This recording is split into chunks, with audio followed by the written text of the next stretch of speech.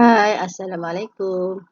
Hari ini kita akan belajar Matematik tahun 4 bersama Cikgu Fazima. Ini adalah buku teks Matematik tahun 4. Sediakan dulu buku teks Matematik ini ya.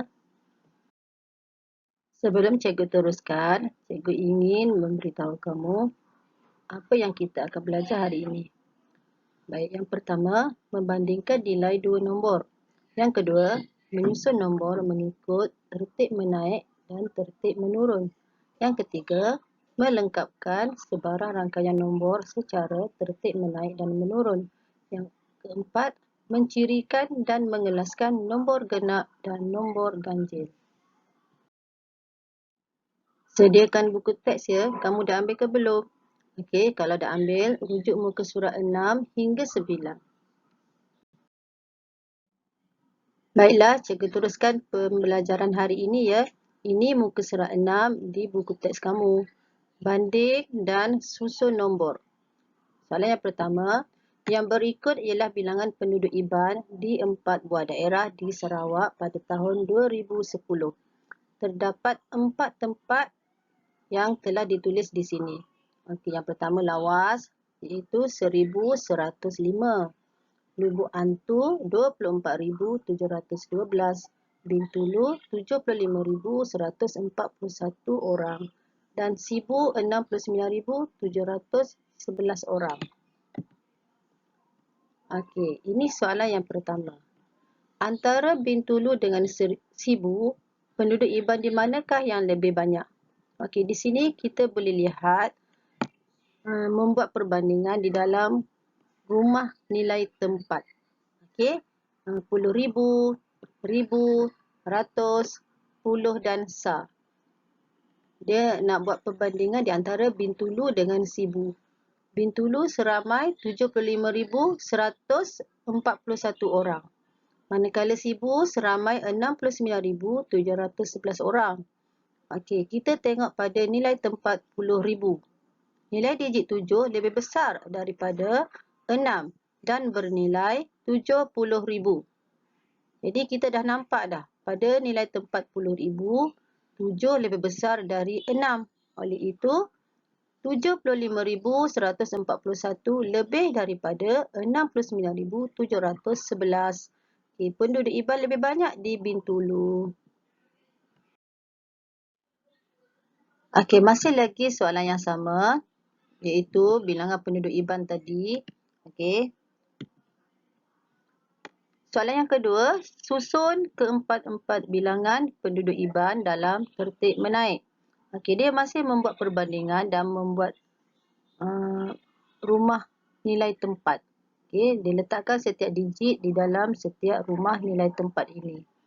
Okey, bandingkan bilangan digit. Ada satu nombor 4 digit iaitu 1105, nilai yang paling kecil. Di Lawas 1105. Jadi 1105 ni adalah berada di tempat yang pertama. Bila sebut tertib menaik, nombor yang pertama adalah nombor yang paling kecil. Kena ingat. Okey. Kemudian kita buat perbandingan di antara 3 nilai lagi. Okay, tengok nilai tempat 10,000. Ada digit 2, 7 dan 6. Jadi yang mana yang paling kecil di antara 2, 7 dan 6? Okey, paling kecil iaitu 2. Jadi 24,712 berada di kedudukan kedua dalam tertib menaik. Okay, seterusnya kita tengok antara 7 dan 6 pada nilai 10,000. 7 dan 6. Siapa yang kecil? Okay, 6. Jadi 69,711 berada di tempat yang ketiga dalam tertib menaik kita. Okay, nombor yang paling besar adalah 75,141. Dia berada di tempat yang terakhir sekali dalam tertib menaik kita. Okey, jadi tertib menaik kita yang telah cikgu paparkan di sebelah kanan ini.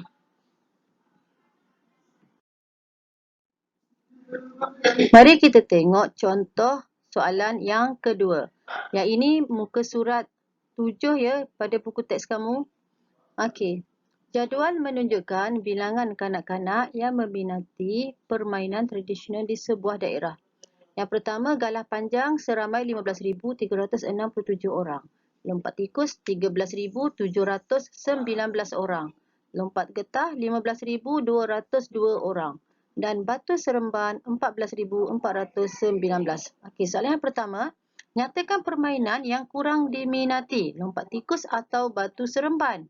Okey, kita masih menggunakan rumah nilai tempat. Okey, kita buat perbandingan.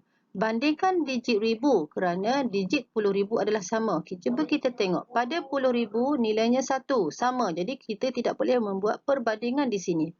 Jadi kita pergi kepada rumah ribu.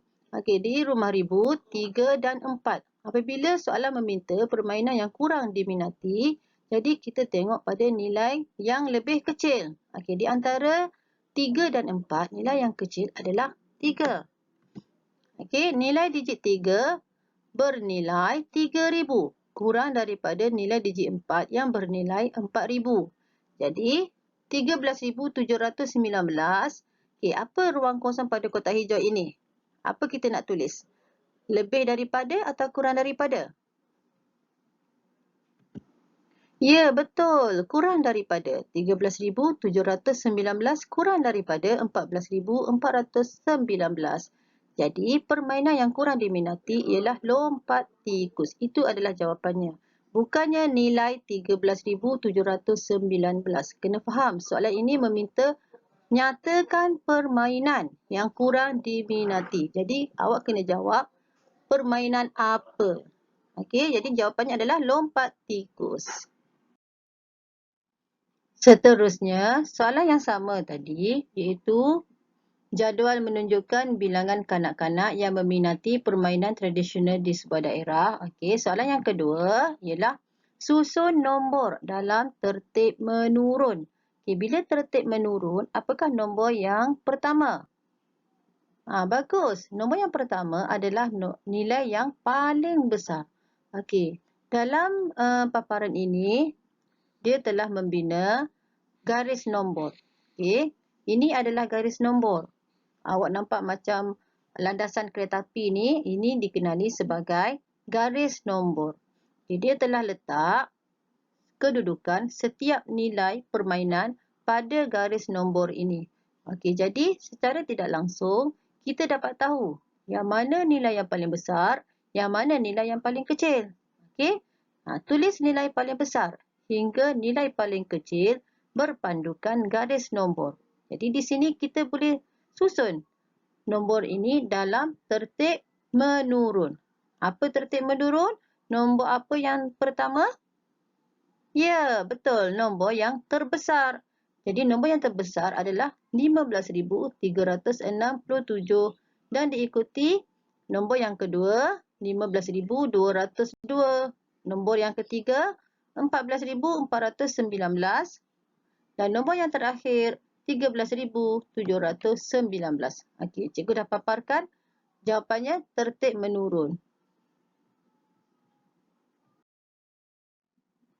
Sebelum cikgu teruskan lagi, cikgu harap kamu dah faham apa itu susun nombor mengikut tertib menurun dan tertib menaik ya. Okey, untuk yang seterusnya, jom kita belajar nombor genap dan nombor ganjil. Kamu pernah dengar apa itu nombor genap dan nombor ganjil? Okey, kalau yang belum dengar, yang belum pernah dengar, jom kita tengok.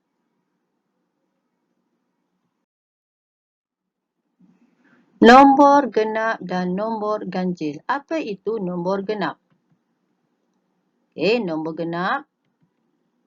Nombor genap ialah sesuatu nombor yang dibahagi dengan 2 dan tidak mempunyai baki. Okey, contohnya, cikgu ambil nombor dari 1 hingga 10. Okey, 1. Sekiranya 1 dibahagi dengan 2, adakah? Boleh ke? 1 bahagi 2? Tak boleh kan sebab tak cukup. Jadi 1 bukan nombor genap. Okey, cikgu ambil contoh 2. Nombor 2. 2. Boleh ke kita bahagi dengan 2? Boleh. 2 bahagi 2 Jadi, 1. Adakah dia mempunyai baki? Ya, betul. Tidak. Jadi, 2 adalah nombor genap. Seterusnya, 3. 3 cikgu nak bahagikan dengan 2. 3 bahagi 2. Berapa jawapannya? 1. Ya, betul. Tapi ada baki, iaitu 1 juga. Jadi, 3 bukan nombor genap. Okey, seterusnya nombor 4. 4 bahagi 2. Boleh tak 4 bahagi 2? Boleh. Ya, betul. 4 bahagi 2 menjadi 2. Dan tiada baki. Jadi, 4 adalah nombor genap. Okey, seterusnya nombor 5. 5 bahagi 2. 5 bahagi 2 dapat jawapan? Ya, 2. Tetapi ada baki, iaitu baki 1. Jadi, 5 bukan nombor genap. Okay. Seterusnya, nombor 6. 6 bahagi 2. 6 bahagi 2 dapat berapa? Ya, 3. Ada baki tak? Tak ada kan? 6 bahagi 2 sama dengan 3 dan tak ada baki. Jadi, 6 adalah nombor genap. Jadi, awak boleh nampak tak? Sesuatu nombor yang dibahagi dengan 2 dan tidak mempunyai baki adalah nombor genap. Jadi, yang cikgu ulang balik yang tadi, 2 iaitu nombor genap tadi 2, 4, 6.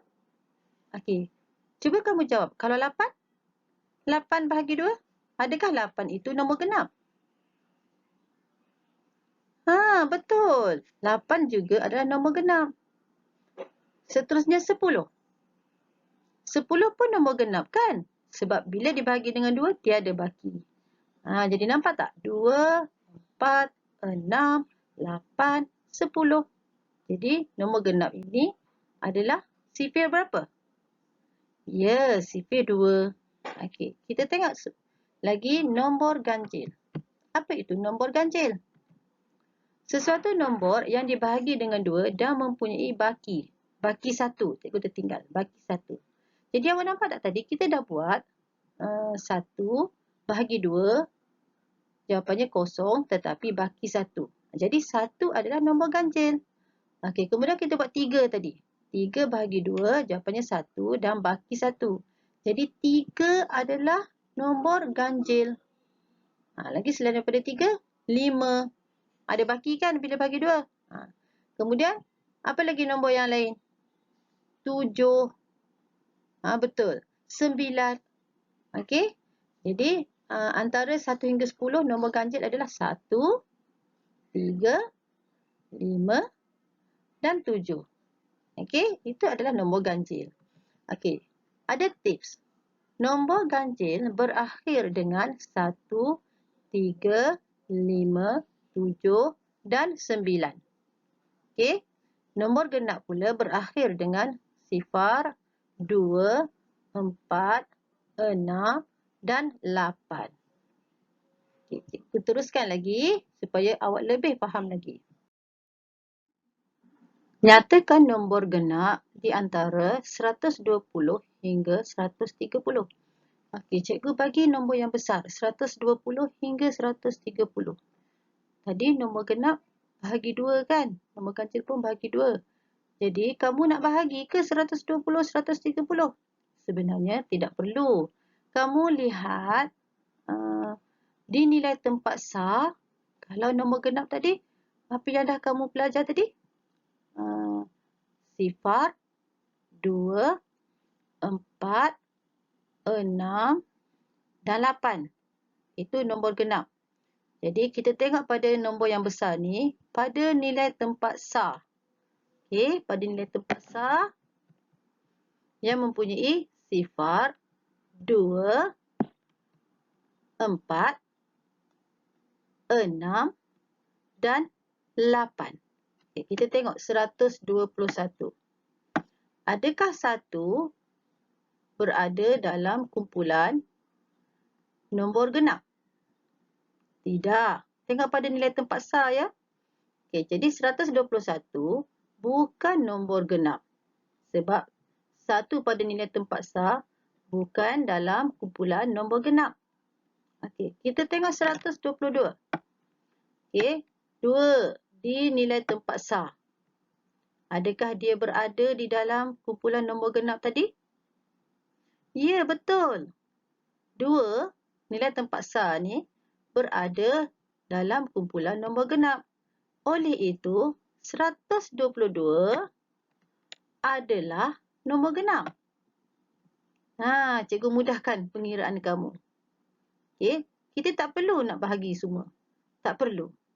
Ada cara mudah. Okay, kita tengok 123. Okay, 3.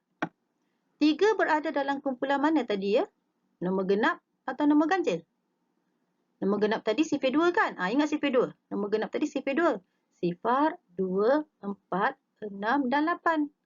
Selain daripada itu, nombor ganjil iaitu 1, 3, 5, 7 dan 9. Okay, jadi yang ini 123. 3 nilai tempat sah adalah kumpulan nombor? Ya, kumpulan nombor ganjil. Jadi 123 bukan nombor genap.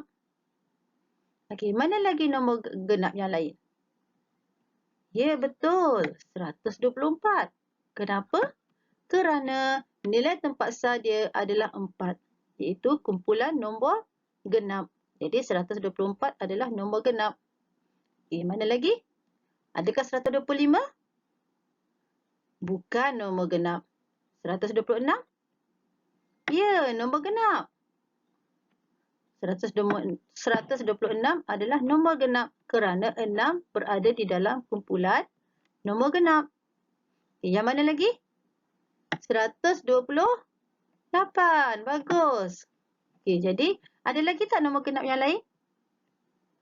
Tak ada. Itu sahaja nombor genap yang berada di antara 120 hingga 130. Cikgu harap kamu faham macam mana nak bezakan di antara nombor genap dan nombor ganjil. Jadi bila nombor yang besar, kita tengok pada nilai tempat sah. Okey? Tengok pada himpunan nombor-nombor ini. 2089, 527, 123. Ini adalah kumpulan nombor apa? Nombor genap atau nombor ganjil? Baik, macam mana kamu nak tahu? Kita tengok pada nilai tempat sah. 2089. Okey, 2089. 9. Adakah termasuk dalam kumpulan nombor genap? Tidak. Dia termasuk dalam kumpulan nombor ganjil. Okey, betul, nombor ganjil. Okay, kita tengok 527. Nilai tempat sah 7. 7 termasuk dalam nombor? Ya, betul, nombor ganjil. Jadi 527 adalah nombor ganjil. Okay, seterusnya 123. Tengok nilai tempat sah, iaitu 3. 3 juga berada dalam kumpulan nombor ganjil. Jadi kesemua nombor-nombor ini adalah, ya, kamu pandai, nombor ganjil. Bagus. Jom kita buat aktiviti muka surat 2 dan 3. Kamu dah beli buku aktiviti? Okey, sekiranya kamu belum membeli buku aktiviti, kamu boleh salin di dalam buku latihan, buku tulis. Okey, ada buku tulis nombor 3. Kalau tak ada buku tulis yang baru, boleh guna buku tulis nombor 3 yang tahun lepas. Sesiapa yang dah ada buku aktiviti, okey, boleh terus tulis di dalam buku aktiviti kamu. Muka surat 2. Banding dan susun nombor. Okey, siapa yang ada buku aktiviti boleh jawab terus. Sesiapa yang belum ada buku aktiviti lagi, kamu boleh salin pada buku tulis ya. Okey, kamu pause dulu video cikgu, salin semua, kemudian tonton semula, cikgu bagikan jawapannya. Okey. Ini jawapan nombor 1 adalah 21,046. Jawapan nombor 2, 50.234. Dan jawapan nombor 3. 89.746. Okay, seterusnya, susun nombor mengikut tertib yang diberi. Yang soalan pertama, tertib menaik. Okay, jawapannya. Soalan nombor 2, tertib menurun. Ingat semula apa yang cikgu ajar, tertib menurun didahului nombor yang besar. Ya, betul.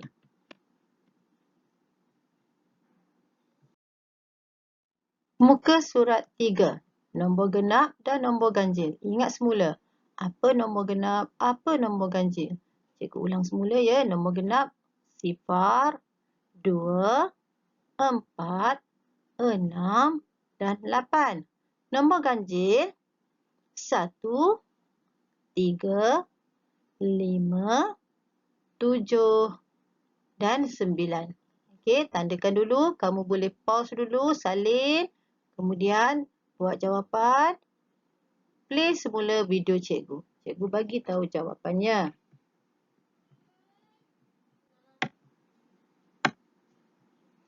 Nombor genap 28 dan 92. Nombor ganjil, tengok pada nilai terpaksa. Okey. 7, okey betul. 9, okey betul. 1, betul. 6, salah. Ini sahaja pembelajaran kita pada hari ini. Sekian, terima kasih. Kita jumpa lagi. Assalamualaikum dan salam sejahtera. Bye.